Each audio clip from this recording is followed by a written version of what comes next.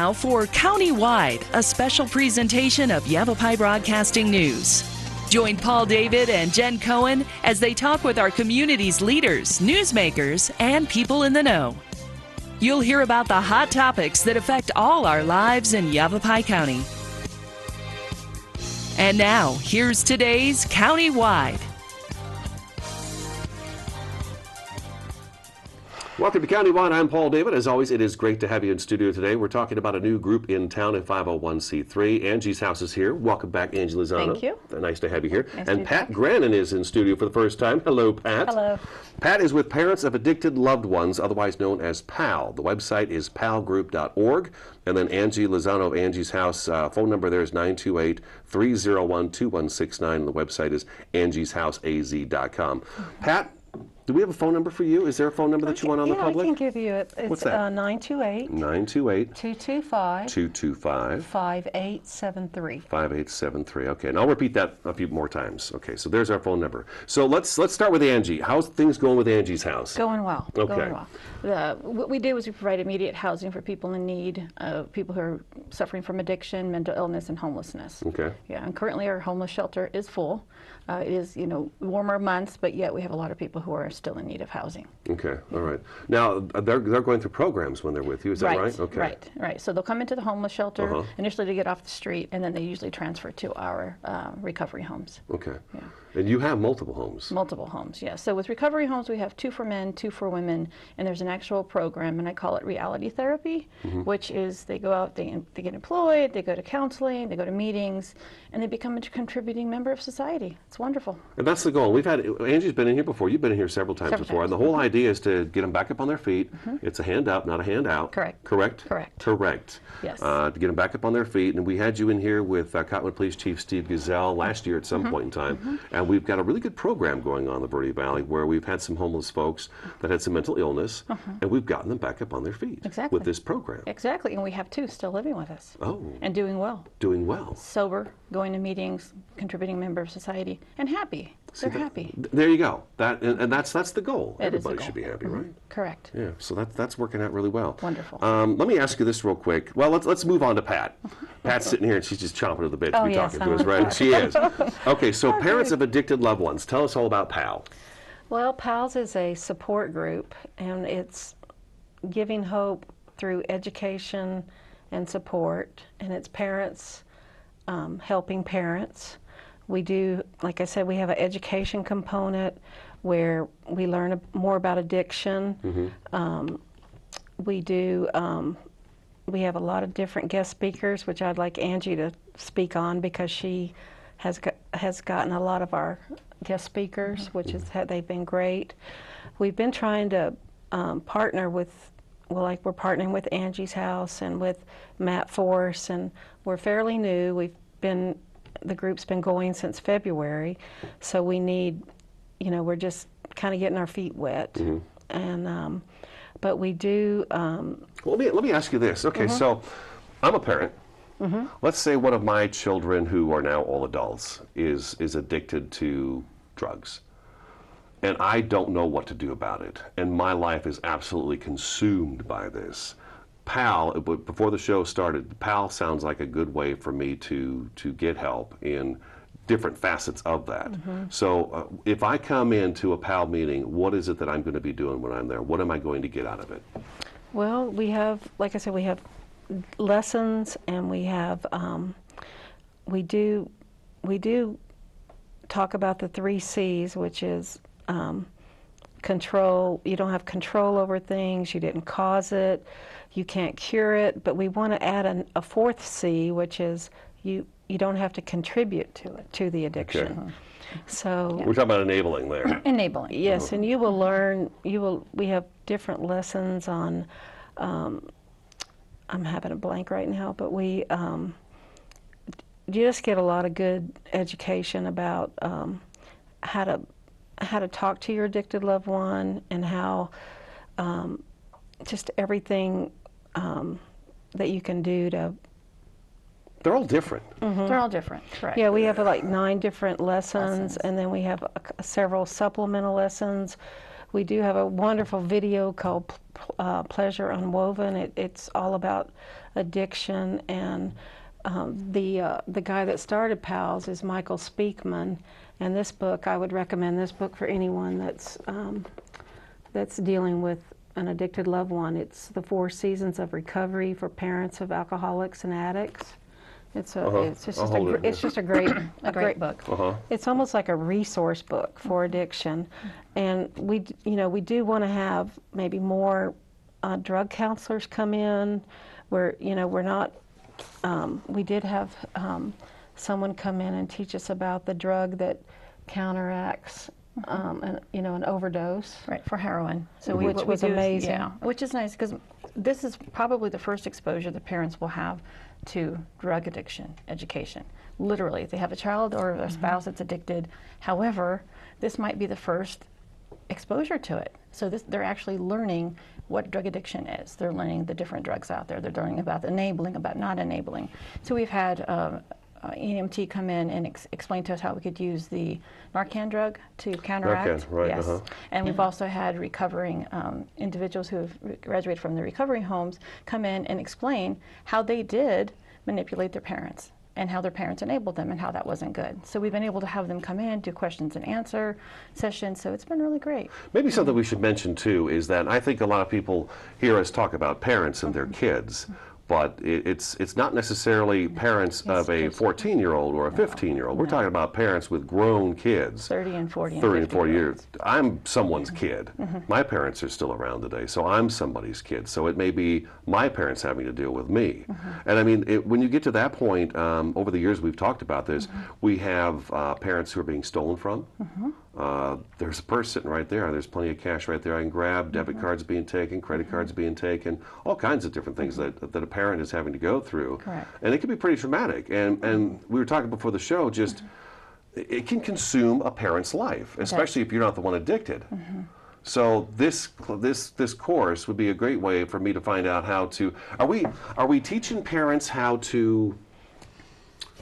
Are we teaching parents how to help their child with the addiction and get them off the addiction? Because that's a difficult thing to do. Well, we're teaching them more to be their cheerleader, and more to be, wouldn't you say, be more of a cheerleader? And because they do need to learn some of those life skills from other people, other recovery, groups and things like that. But it teaches you to have more hope. It lessens your fears. The more education you get, the less fear you're going to have. But it actually heals the parent or the spouse. Can we come back to that? Let's take our first break, because I think we need to get a little more into just the specifics as to how this is going to help folks out, okay? Let's do that. Angie Lozano from Angie's House is in studio. Her phone number, 928-301-2169, angiesHouseAZ.com. Pat Grannon with Parents of Addicted Loved Ones. The group is called PAL. PALgroup.org is the website. Phone number is 928-225-5873. Countywide, back in just a couple minutes.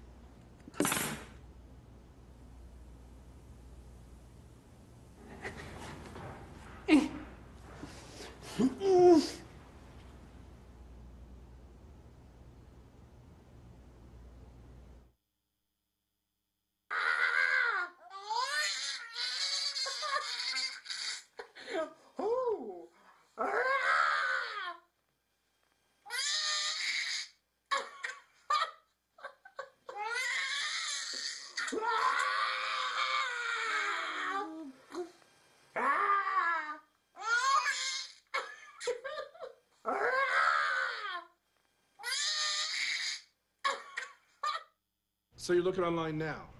Yeah, great condition. I hate to see her go, but I really just need the cash. Well, the price is still just $1,000, but you have to send the money now, right now. Well, that's why the price is so low. Like I said, I need cash fast. I can't wait on a check or money order. You have to send cash now. The moment they ask for immediate cash is the moment you know something's wrong. Think before you send money. Learn more at scamawareness.org. Orkin has pest control down to a science. When your business chooses Orkin's Precision Protection Program, you get a tailored pest control program for your specific industry and environment. Your business can benefit from over a century of experience, training, and scientific knowledge that define the Orkin man. Maximum protection, minimum exposure, backed by one of the industry's most comprehensive guarantees. Choose your locally owned and operated Northern Arizona Orkin and get more than an exterminator. Get an expert.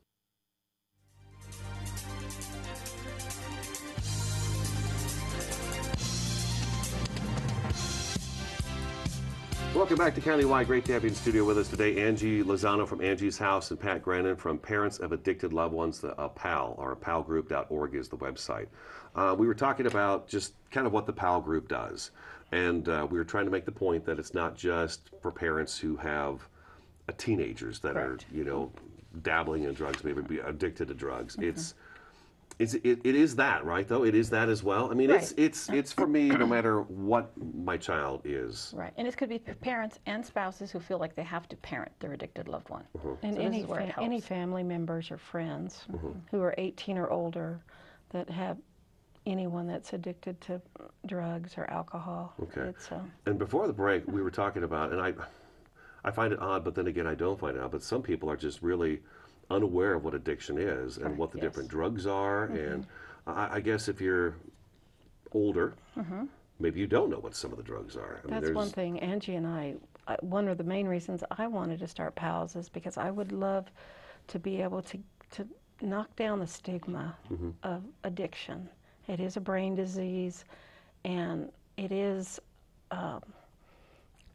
there is hope, you know, there is recovery, but there's so much to learn about it. I didn't realize that it was a very relapsing disease. You know, right when you think you've got your child in recovery, and we deal with all that in this group, then they end up, they go back into it. They get out for a while, and we see that a lot with when they get out of jail or prison. They go back into it, but that's part of the whole recovery. There's a road to recovery, basically. A person could relapse 5 or 6 times, and our group helps parents realize, you know, to stay hopeful, and to keep being their cheerleader, and you know, and not How do you do that, though? How do you lose promote hope. that? Because after a while, a parent has got to, you know, a lot of parents. And the group teaches boundaries. And so, you know, a lot of times the individual who's addicted will be going through challenges, and those are their challenges. And to allow them to be an adult and decide and deal with the challenges, that's part of it. But these challenges are affecting my life, Angie. Yeah, but that's the thing. Oh, they're have- affecting yeah, everyone's You life. really have to work, well, and that's what the group teaches the parents and the spouses, to say, okay, there's going to be joy in my life, and although my addicted loved one is dealing with this crisis at the moment, I have every confidence that they're going to be able to figure it out, but I'm going to continue with my life. And that actually helps the addicted loved one. But the thing is that when you're a parent or a spouse, what you're having to do is counterintuitive to what you're normally doing. Yes.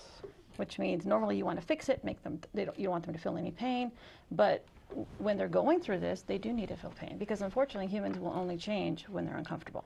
If you're comfortable, it doesn't spur change. If you're uncomfortable, it will spur change. You hear that phrase, you have to hit rock bottom first.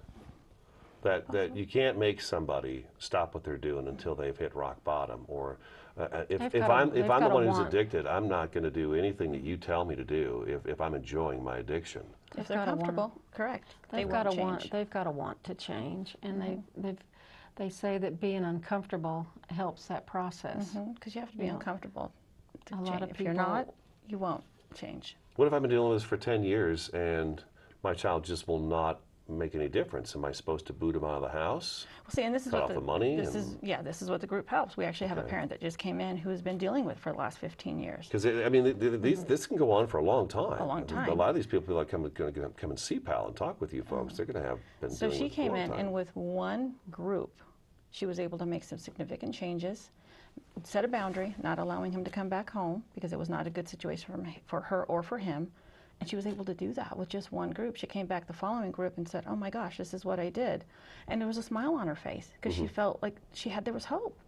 And that spurred change for him. There were some few things that happened, but eventually he is going to get help, and he made a decision to get help, and he was actually interacting with her better, which had never happened in the last 15 years. So by her making changes for herself caused a change for him.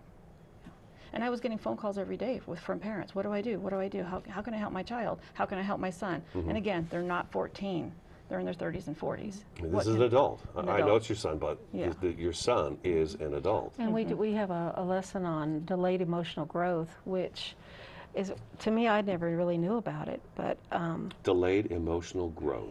What's that mean? When you start doing the drugs, sometimes you get stuck in, like, say you're 20, you stay in that 20-year-old mentality. Okay. You don't grow emotionally. It's delayed. And I'm amazed that some kids start doing the drugs when they're 15 or 13. And you see these people that are 28 years old and they're still emotionally emotionally a teenager. Okay. So our group helps you to realize that you still have to treat them like an adult, but you do have to be aware of where they're at the time in their addiction, and different ways of helping. And that's tough. It is very tough. But what we've also done is we're working with Matt Force, and we had an instructor come in and start teaching us love and logic. And that's actually a communication skill, which is for anyone, any age. But it helps you communicate with them and understand and have empathy, but have boundaries. And it's really been amazing. And the parents at the end of each session will go, oh my gosh.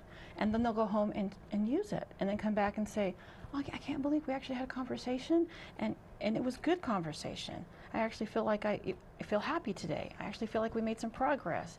We have a relationship now, and this is just after a few sessions. So it's really hopeful. Is there a lot of mental illness attached to addiction? I think there is. I mean, addiction is a mental illness. We've established that. Well, yeah, it's a brain disease. It's a brain disease. Okay, but is there sometimes mental illness associated with that? Yeah, sometimes it's like basic dual diagnosis. So it's mental illness and addiction. That's the hard part when you're dealing with the brain, and that what works for one person on a recovery may not work for another person. Right. And it's tricky and very, I don't know. You just got to keep that hope alive. And it's difficult to diagnose, too, because sometimes when you're under the influence of drugs for maybe a long period of time, you sometimes show symptoms of mental illness, but maybe not really mental illness. It could just be caused from the use of the drugs. So that's why it's really important to actually be in recovery and then see, well, was there a mental illness component to it or not? Maybe it was just the drugs over a long period of time, or alcohol can cause the same thing. Do you think we've done a pretty good job so far this morning of kind of throwing out different scenarios? I mean, everything from juveniles to, my grown male son or grown spouses. woman. Yeah. Or spouses. I forget about spouses too, right? You feel like you have to parent members, or spouse. There are grandparents out there on addicted to pain medication. It happens to people from all walks of life. Yeah. That's a good point to make. We have attorneys. There's no age limit. We have doctors. Everyone, and that's the bad part of why it's just an epidemic now. Okay. It's, but yeah, it's bringing awareness and a lot of love and support. And there are times when sometimes all you can do is pray and hope for, to help you stronger and help you not. But this gives them hope and a place to come because we exchange ideas, we have suggestions. It's a question and answer part. I mean, you can take what you learn here and use it, or just not. And you're okay. You can still come back, still share, not share, but it's a great opportunity.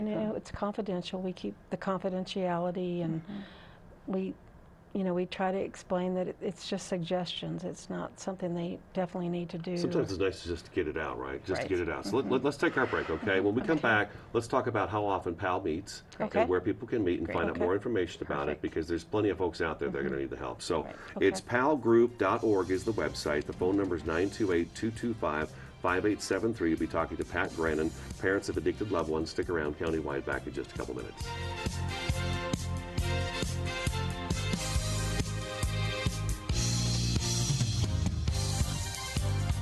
This is Bruce Morrow, Transportation Manager for Cottonwood Area Transit.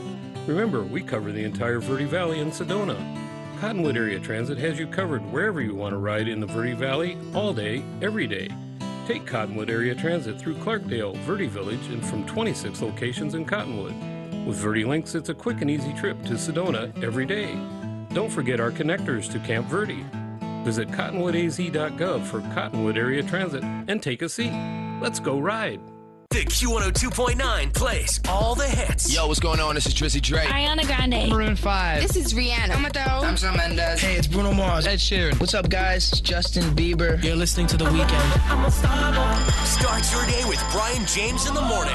You'll get at least 10 songs in a row during your ride home with Julie Page. Zach Sang Show. Catch the Zach Sang Show weeknights 7 to midnight. And Kelly Fox weekends on your home for hit music. The Q102.9 and 104.9 in Prescott and Cottonwood.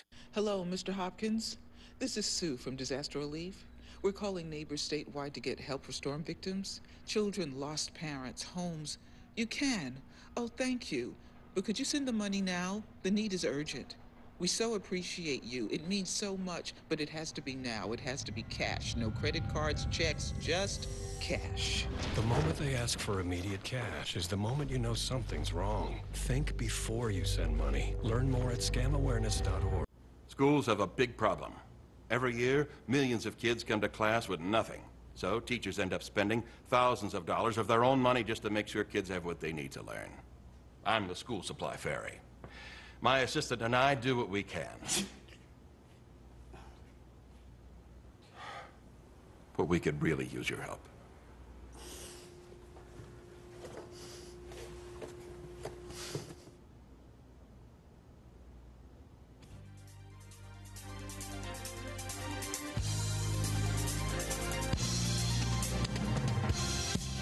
Welcome back to Countywide. Great to have you on. We've got just a couple minutes left of the program. We are talking about Parents of Addicted Loved Ones. PAL is the group, palgroup.org. The phone number again is 928-225-5873. Pat Grannon is who you'll be talking to about that.